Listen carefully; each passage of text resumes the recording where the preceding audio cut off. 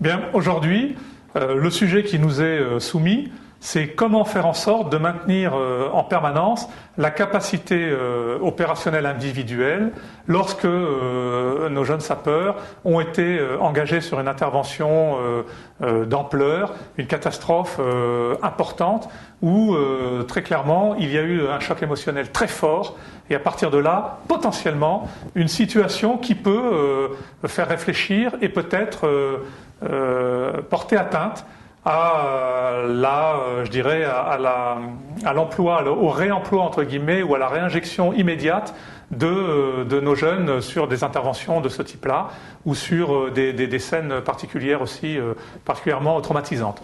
Donc ça, c'est un souci permanent de notre organisation.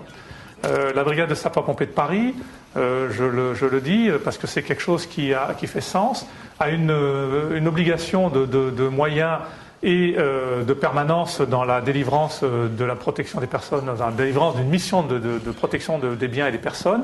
On doit être disponible et présent sur le terrain H24, 7 jours sur 7.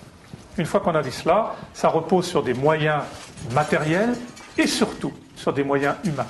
Et c'est le sujet de cette prise de parole aujourd'hui. Les camions, on les entretiendra toujours, on trouvera toujours le bon mécanicien ou le garage, ça c'est pas un problème, il se plaindra rarement. En revanche, la capacité humaine, nos soldats, nos sapeurs-pompiers de Paris, il est important que lorsqu'ils remontent dans le camion, ils se sentent bien et en mesure de conduire l'opération, de conduire l'action et de délivrer les gestes auxquels on est en droit de s'attendre. Très clairement, aujourd'hui à la brigade, il y a 3 principes qui prévaut à ce maintien de l'aptitude individuelle opérationnelle après une intervention majeure, particulièrement traumatisante. Je peux donner une illustration à l'occasion d'une intervention pour attentat, mais ça peut être aussi à l'occasion d'une intervention avec de nombreuses victimes suite à un accident ferroviaire ou de transport de voyageurs. Ça peut être aussi à l'occasion d'un feu particulièrement dévastateur et meurtrier dans des établissements publics ou dans des hôtels ou dans des milieux hospitaliers. Bon, vous voyez à peu près de quoi je parle, c'est-à-dire des gens qui ont été exposés à une situation catastrophique avec de nombreuses victimes, donc avec un choc émotionnel potentiellement très fort. Je reviens sur le principe.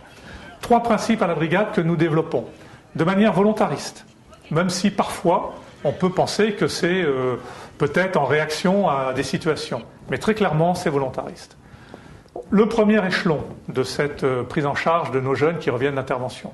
Le premier échelon, il est souvent de base, il est souvent de proximité. C'est le chef d'agré, le chef de garde ou l'officier de permanence, avec son équipe qui revient d'intervention, se regroupe et immédiatement libère la parole. C'est très important de demander aux jeunes, aux moins jeunes, comment ils ont ressenti leur intervention, comment ils l'ont faite, est-ce qu'ils ont eu l'impression d'être efficaces, d'être utiles. C'est très important. Libérer la parole immédiatement entre nous, c'est important et ça marche. Pourquoi ça marche ? Nous développons une culture de cohésion, d'esprit de corps très fort, d'esprit d'équipe extrêmement poussé. Ça veut dire que les gens ont confiance les uns envers les autres et confiance à tous les échelons.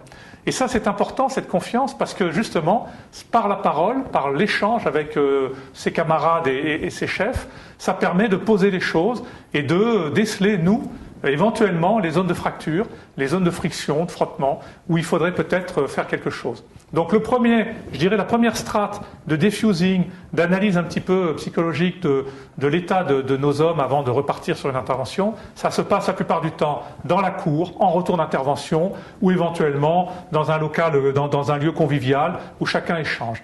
Cet échelon-là est très très important parce que c'est, je dirais, le premier indicateur, le premier témoin, faible peut-être, mais de tout va bien ou attention, il y a quelque chose qu'il faut surveiller. Deuxième principe, deuxième niveau, c'est notre chaîne médicale. Nous avons au sein de la brigade des sapeurs-pompiers de Paris la chance d'avoir un service médical de prévention très important et très impliqué à tous les échelons, je dirais, de l'action et de l'intervention. Et donc, lorsqu'on revient d'une intervention marquante sur le plan humain, très clairement, la consigne est de savoir exactement quel est le personnel qui a été engagé sur ces interventions et de faire en sorte qu'il soit rencontré très rapidement par du personnel compétent, médical ou paramédical, psychiatre ou psychologue, pour pouvoir échanger. Et là, très clairement, je crois qu'il faut être assez incisif sur ces questions-là. On n'est plus dans « est-ce que vous avez envie ou pas ?» Je pense qu'on est plutôt dans peu importe ce que vous en pensez, c'est important d'en parler. Voilà. Et une fois qu'on a dit cela, ça veut dire que forcément tout le monde passera devant un psychiatre ou un psychologue.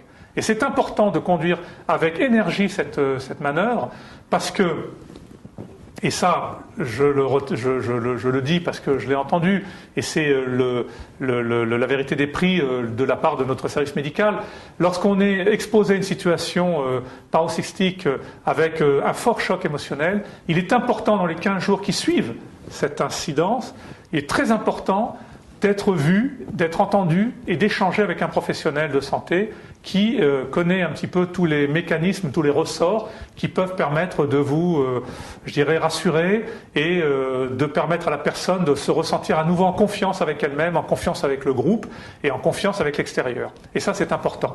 Et donc, au niveau de la brigade, c'est quelque chose que nous maintenons et que nous conduisons systématiquement. Ça, c'est très important.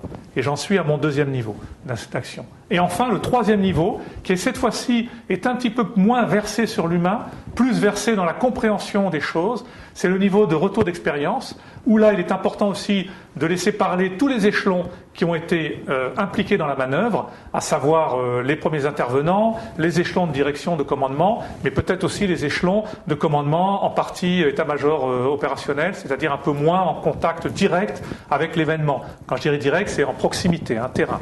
Donc, ce niveau, ce principe de retour d'expérience, il se base sur deux aspects essentiels. Le premier aspect, c'est un retour d'expérience, il faut comprendre ce qui s'est passé. Et donc, il faut refaire, je dirais, l'événement, faire parler les gens qui l'ont vécu pour reconstruire cet événement. Il est très important dans un retour d'expérience de comprendre et de regarder à nouveau ce qui s'est passé. Et ça, tout le monde doit exprimer, tout le monde apporte sa pierre à l'édifice, et c'est comme ça que nous le menons. Et puis ensuite, le deuxième, je dirais, principe essentiel dans ce texte, c'est une fois qu'on a compris, qu'on a reconstruit ce qui s'est passé, c'est d'en analyser les causes, les conséquences, d'en tirer des enseignements, et à partir de là, de voir si nos principes d'action, de manœuvre étaient bien adaptés à ce que nous avons vécu, si notre doctrine est toujours aussi bien adaptée, ou s'il ne faut pas la faire bouger sur certains points de contexte, ou certains points de méthode. Et ça, on est dans la partie enseignement tiré pour qu'on ne recommence pas forcément les mêmes erreurs, ou éventuellement les mêmes imprécisions dans la façon de mener telle chose ou telle chose. Voilà. Et ça, c'est la troisième strate dans, pour nous, la conduite de notre attention sur la capacité à maintenir l'aptitude individuelle, opérationnelle de nos personnels.